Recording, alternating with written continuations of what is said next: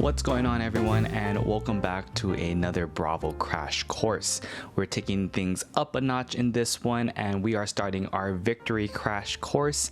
I'm going to be showing you folks some new features, some that we introduced in Bravo 3.0. And what we're going to do is create an app that is going to utilize all these new features, and I'm going to show you folks step by step how you can do this within Figma and using Bravo to create it. Some of the features we're going to go over are remote actions. We're also going to learn how to add maps and markers to your app. We're also going to learn how to allow your app to use device location. We'll also go over how to set up push notifications with one signal and how to actually implement a Firebase login on your application. Before we get started, I'm going to show you folks the application so you get a good overview of what we're going to be making, and then we'll break down each element step by step in little digestible sections. All right, so we're going to look over our bucket list app, which is going to be the application that we're going to create that is going to implement all the features that we talked about that we're going to go over in this tutorial. So the first one is going to be remote actions. So what remote actions allows us to do is say we have a list here, we have our bucket list, and we want to complete one of these bucket list items. So when we come into a detail page here, which we're going to go over on how to create, at the very bottom there is a complete bucket list item. If we double check really quick by going back, you see Empire State Building is the first one up top. So we click on that. You see we're going to have a map here as well, but there is a complete bucket list item. If we click on that, we're going to get confirmation that we want to complete. And once we complete it, you'll see that Empire State Building is no longer at the top of our application. We're also going to go and cover maps and custom markers. So again, if we click onto one of the wonders of our bucket list here, this map here is going to be gathering information from our Airtable database, and it is going to show a custom map with markers on where the location of that wonder is. Now we're also going to go over a feature that allows location of a specific device. So we're going to have a user profile up here in the top right that is going to show the location of the actual user of the device. Mine, of course, is blurred out because I don't want to share my current location, but we will learn how to go ahead and input and make sure that we can get the location of a device and display it in our application. In our profile page as well, we're going to add and enable push notification feature that allows us to enable notifications to our application, and we'll go over how you can actually push notifications to your app and to your users who are using your application. And finally, we are going to enable a login page, and we're going to connect this to a Firebase login. So in order to get access to your application, you will have to put in an email password in order to log in. We will also give features like forgot password and a feature for people to sign up if they don't already have an account with your application. So those are the features that we're going to go over in order to create our bucket list application. Let's go ahead and let's get started with the first one. All right, so right now I have my Figma file opened up, and this is the completed version of the application that we are going to be making. Again, it is going to be a bucket list application that lists the different road wonders, and we can go ahead and click on one. It'll bring us to a detailed page, and we can then check off the list or the item from the list, and it will remove it from our main bucket list here. So the first feature we're going to go over is remote actions, and it's going to be connected to this button down here at the bottom. Once we complete a bucket list item, we can check it off and it will remove it from our main list here. Now, in order to do that, you can also come over to Bravo's tag list and their master list here. There is, under the action section, a remote action. You can actually go to the tutorial, and we're going to follow along this tutorial a little bit. Our application is going to be slightly different, but it will take the same concept from this documentation. Now, what we do need to set up in our application is our collection. I went ahead in Airtable and made just a short list of locations. I went ahead, put in latitude and longitudes because that is what we are going to be using later on, as well as location and a photo. And you can go ahead and add the Airtable database to your API collections here, you use the Airtable wizard to go ahead and copy the link from here and import it. You will have to then add a request because it's only going to give you the list and detail request here. We're going to have to add a request and we're going to have to make it a delete feature. Because what's going to happen is when our button is pressed here, it is going to delete it off of our Airtable database, and then that is going to be removing it from the actual bucket list here on the left. Now, in order to get that delete feature added, go ahead, add a request, switch it to delete. You're going to go over to on your Airtable document in the top right. Hit the help question mark, and at the very bottom here you're going to see API documentation, and when you click on that, it's going to bring you to the documentations, and you can go under Wonder tables here or whatever your table is named, and you're going to see a delete records down here at the bottom. Now when you select the delete records on the right here, you're going to have some code and URLs that you can copy and paste, and you're going to have to take this top URL right here, and that is going to be your URL for your delete feature. Now you are going to have to add this $, and within curly braces the ID, and what this is going to do is when this request is enabled, it is going to take the ID of whichever detail page we are on. And what you'll also have to do, if you look at the documentation here, you'll have to take the authorization, the bearer, and your API key and plug that into the header key and value right over here. And that is going to be the setup for the delete feature. So again, this is going to delete from this record here the wonders, and whatever ID this request is activated on, that is the ID that's going to be removed from the Airtable base. So once we have that set up, we then need to add a remote action to an item in our Figma file. So if I go over to my Figma file here and I click on our complete item button, right over here we have our complete button, and I added the action remote, and that's all we need to do in our Figma file once we create the element. Now back in our app here, if we go to our application and we go to the detail page, we then have to now trigger this remote action. So if we come down here and find our button, we have our complete button right here. We can then choose the Airtable base that we are going to get our delete request from, and the bucket list is what we are using as our main list.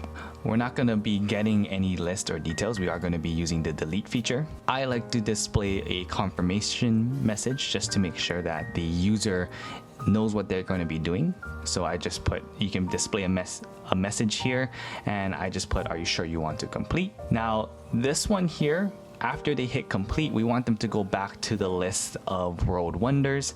So we are going to go to a page, and I am redirecting it back to the bucket list page with the list of world wonders. Now, in case of an error happening, it will show an alert and it will just say error. Now there is one more thing that we have to do for this application, and that is every time we complete one of these world wonders, and it's going to take us back to the bucket list page, the bucket list page is still going to have the information that it had when it first loaded the application. So what we are going to have to do, if I look here, we do have a refresh page option.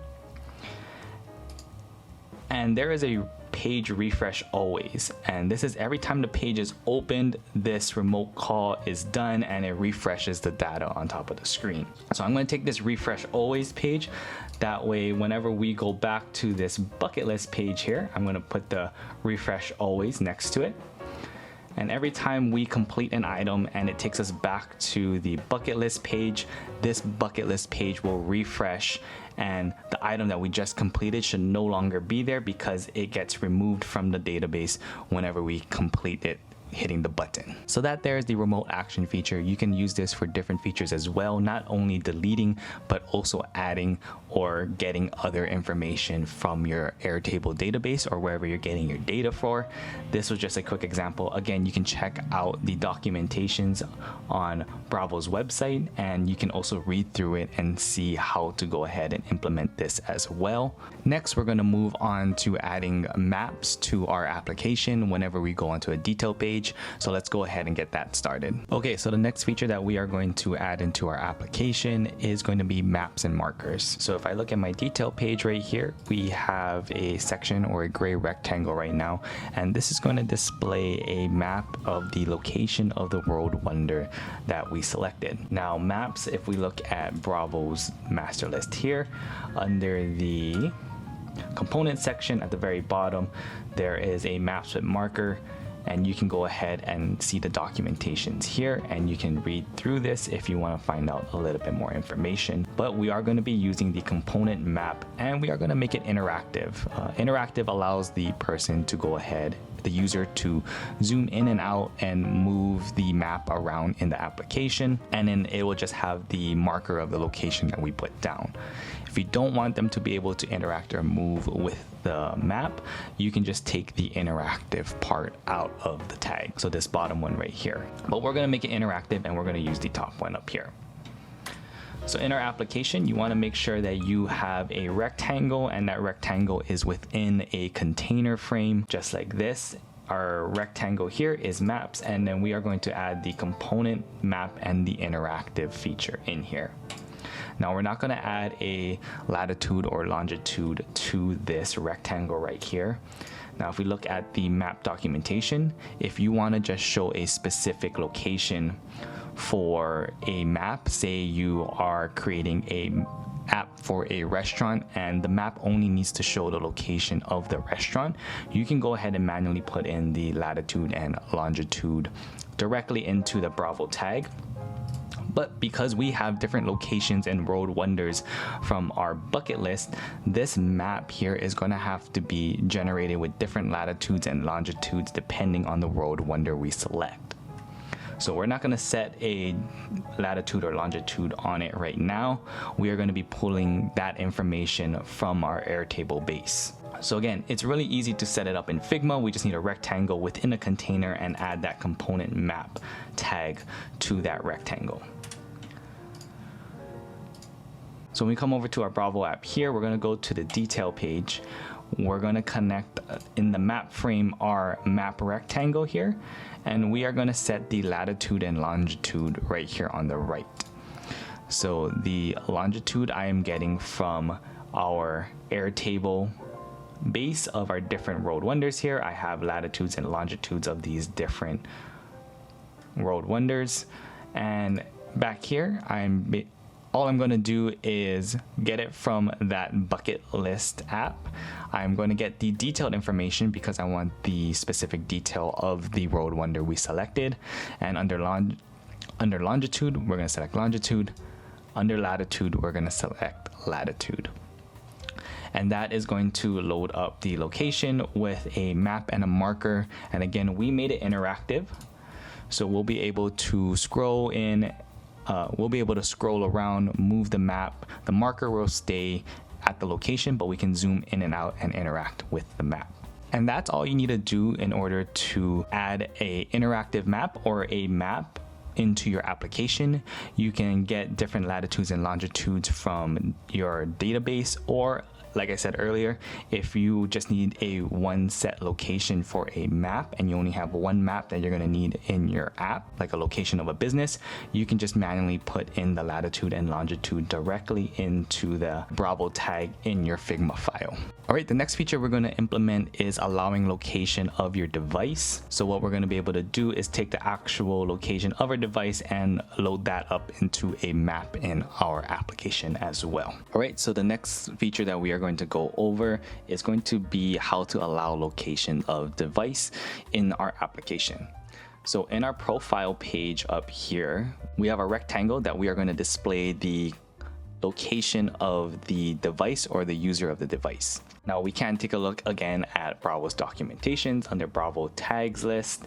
Under the share locations, there is a allow location sharing. We can go ahead and see the documentations, and we're going to kind of follow this and see what we have to add into our Figma file and what tags we need to include. So the first thing that we need to do is require location. So depending on what app page that you want to use this feature in, you're going to have to add the require location at the top level of the page. So you can see right here on the user page, we have the require location here. And that is going to be so that whenever a user enters this page, it's going to ask them if they are going to allow the app to use location services and in order to get the location of the device. So when they first enter this application and in this page, they will have a pop-up saying, do you allow location services? If they do not allow location services, their location will not pop up on the map. They do have to allow that service in order for the app to pull their location and display it on the map in this section. Next, we're going to have to add a Bravo tag to our rectangle here. So again, within the container, you're going to have a rectangle, and the rectangle is going to have a component with a web view, and that's going to show a map with the latitude and longitude of the device. So just to show you a little bit easier one, this URL right here, or this Bravo tag, is what we are going to name the rectangle that we want to show our device location on. Now it is going to have device.latitude and device.longitude because we don't have a permanent set location for our device. The map is going to have to pull that information down whenever it loads. Now, how do we get that latitude and longitude? That's what we're going to work on next. And what we're going to have to do is create a new API collection. So we can go ahead and create a custom collection, and you're going to copy this URL right here, this HTTP bin, and it is going to get the device latitude and longitude. And once you have this set up, make sure it's working. So again, having that information checked off, and that's all you need to do in this section here. Now, if you did want to display the latitude or longitude in your app somewhere, you can go ahead and select where you wanted to display it, and you can display the information. But all we needed to do was make sure that when the user enables the application to get their location, it triggers the request. So it will retrigger this request here and give the device latitude and longitude. And once that is collected by our application, then this tag right here, this web view, is going to show the current location of the user's device. And that's how simple it is to add device location and user location to your application. You just need to add those Bravo tags in the correct spots and make sure you have a GET request that is going to get the device latitude and longitude for the application to use. Next, we're going to go over push notifications, how to enable them, and how you can use an app called OneSignal to push out notifications to all your app users. Alright, so the next feature that we're going to learn to implement into our application is push notifications, and Bravo also introduced a new feature where you can use an app called OneSignal to push out notifications. You can schedule notifications, and those notifications will be pushed to the users of your application. Now we'll walk through the documentation on how to implement and get OneSignal set up with push notifications, but there is one thing that we need to do in our application itself to make sure notifications are going to work. And that is making sure the user is okay with allowing notifications. So in our profile page here, we have an enable push notifications button that will bring a prompt up that will ask if the user will allow notifications to be sent to them via this application that we're building. So in the container here, I have a push notification button, and we can look at the documentations here under the Bravo list. Under push notifications, you see that we have a enable push notifications. We can see the docs, and we can see this tag, the action enable notifications, is what we're going to have to add to our button in order for a user to allow notifications. So in our button here, we have our notification button, and we have the action enable notifications right there. And that's all we need to do for the Figma file in order to allow notifications. Everything else is going to be done within the Bravo app itself. So if we come back to our app in Bravo Studio, in the top section here on this bar, you're going to see a notifications section. And on there, we're going to select that, and we can hit configure your app to get push notifications.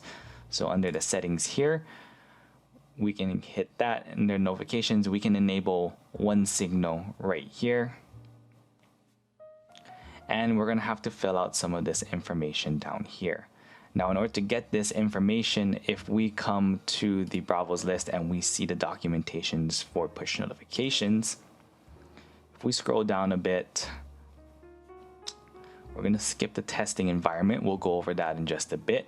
But if you scroll down, you're going to see notifications in published apps and live environments. Now, the app that I created for this tutorial is not a live published app. So I didn't create these files because there are some requirements in order to get these. The first one, for Android devices, you do need to create a Firebase console account. We are going to take a look at this when it comes to login and user credentials in Firebase. But if you follow these instructions here, you have to create a project, and you're going to have to get certain files for cloud messaging and download them in order to upload them to Bravo so that OneSignal can go ahead and connect to your application. For iOS, it's a bit different. You do have to have a paid Apple developer account.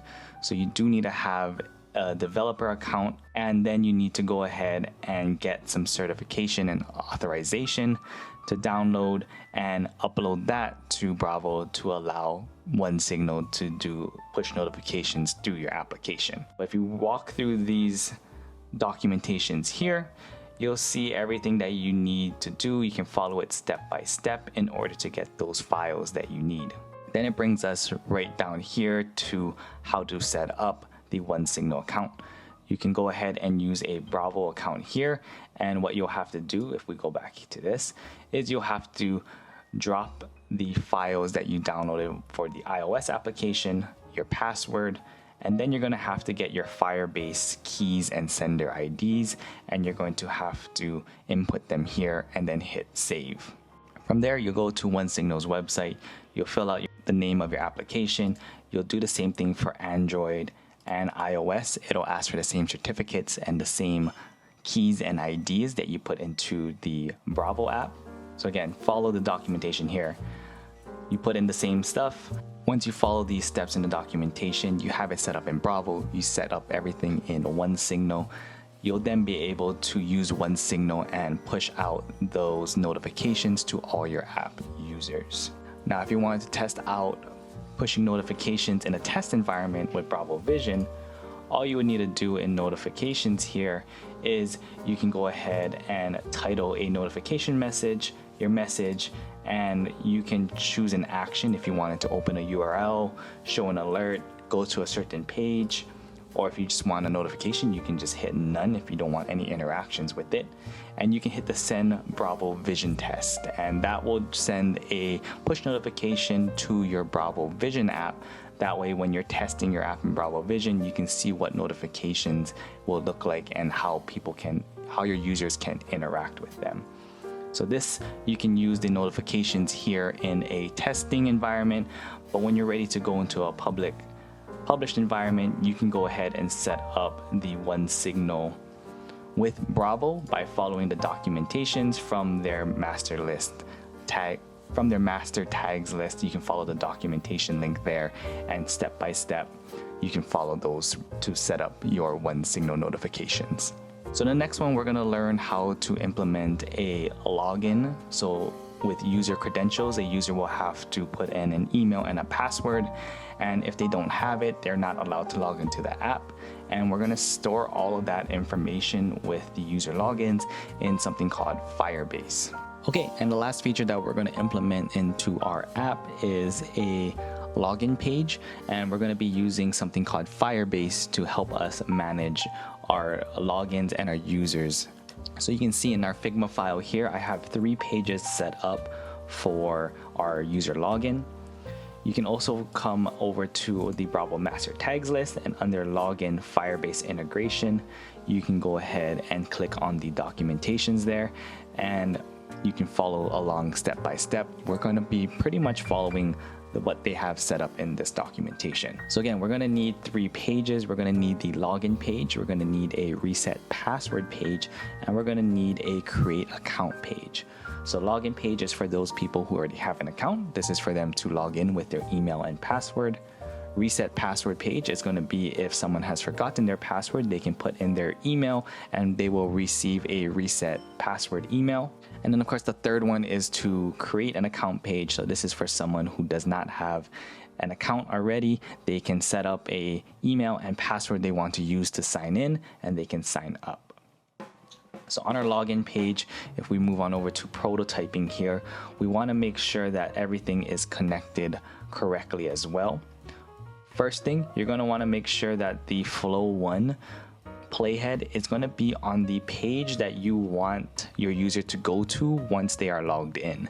So that's going to be our bucket list page. So we're going to make sure our flow 1 is connected there. We're also going to make sure that, if I spread this out a little bit, if we select the forgot password section here, it is going to take us to the reset password page.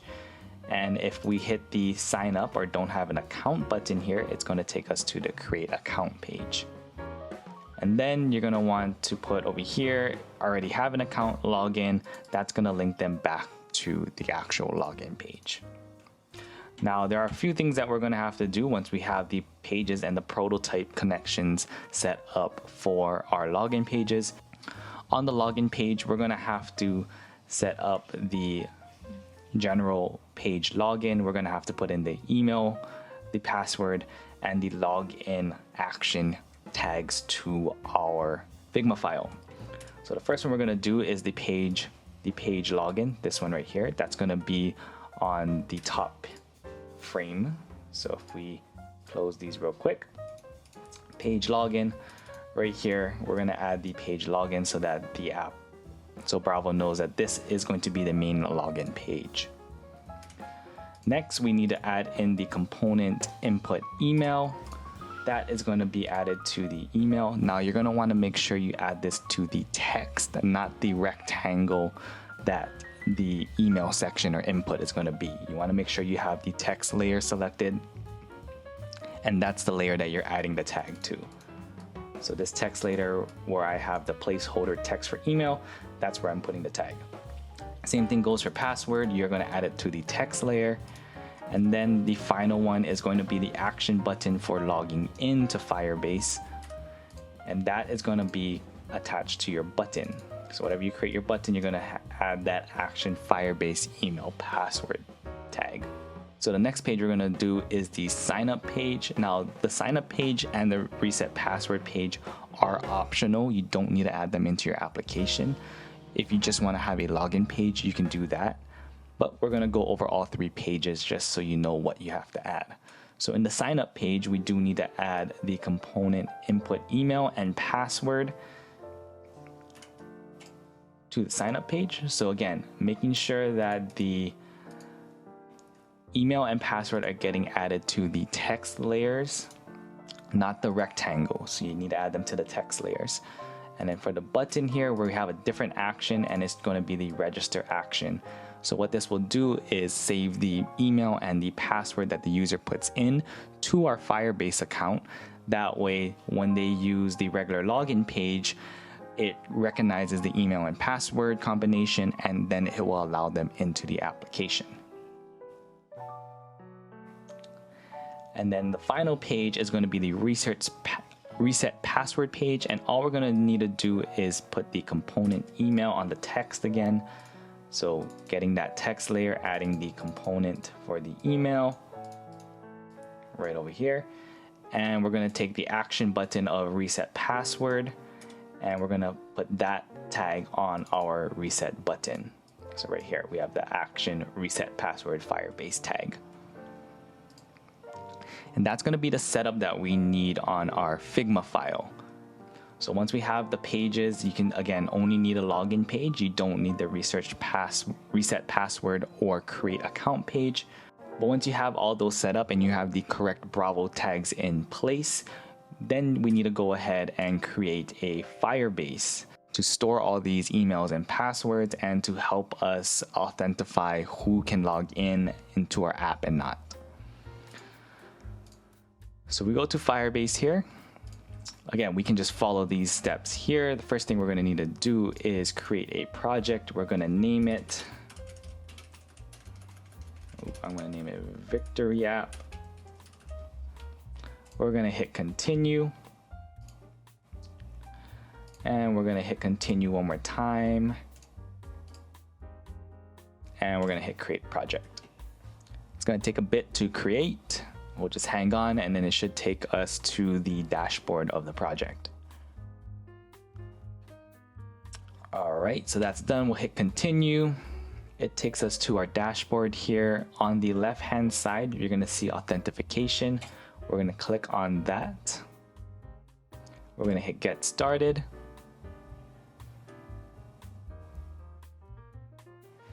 And under the sign-in method, we're going to go and select this email and password. And we're going to enable that and save. Then we'll go back to our main project page here.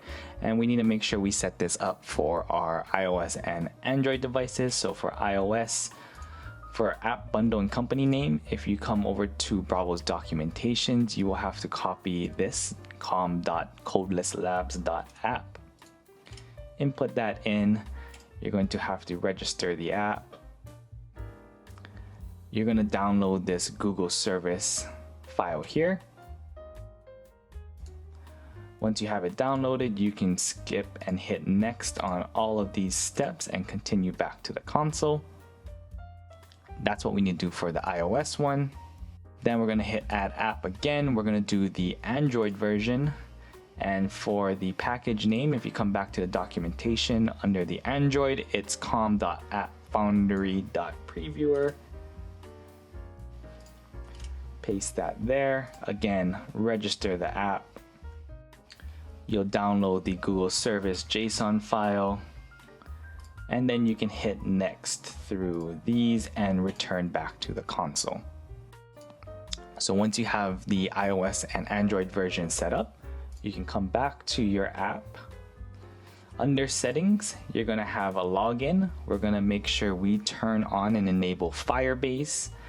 And what you're going to do is you're going to click and drag the Google Services JSON file under the Android and the Google Services info file under the iOS section here.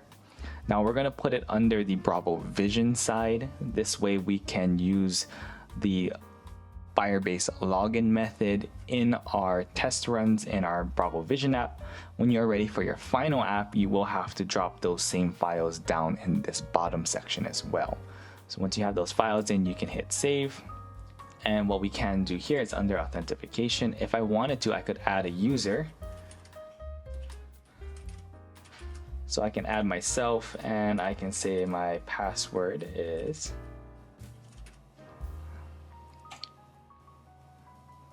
so I have that. I can manually add users right here in Firebase.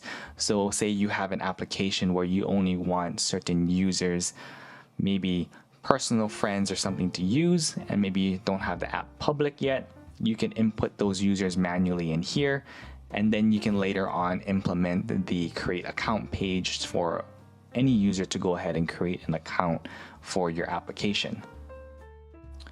So with this here, we can go ahead, like we showed earlier, go on your application and you can sign in using these credentials. So there you have it. That is a really quick and easy way to implement Firebase to authenticate login users. You could also use this to collect emails, to send out whatever you want to the users of your application as well. Again, following the Bravo tags master list and going through the documentations is a very simple and easy way you can learn how to implement these as well. But there you go. That is all the features that we wanted to show you in the Victory Crash Course. You now have a bucket list app. You can even use this as a concept to create other apps that require adding or removing things from a list, as well as logins, location services, maps, and a whole bunch of other features. And there you have it. We used all those new features that we've learned, we implemented them into our application, and now we have a full working kind of a bucket list application with login features, location services, maps, and we can even use push notifications to notify our users of different things within the application. I hope you folks enjoyed this little tutorial on our Victory Crash Course with Bravo. Make sure you check out Bravo's YouTube channel for other tutorials around app design and creating applications with Bravo. And until next time, everyone, see ya.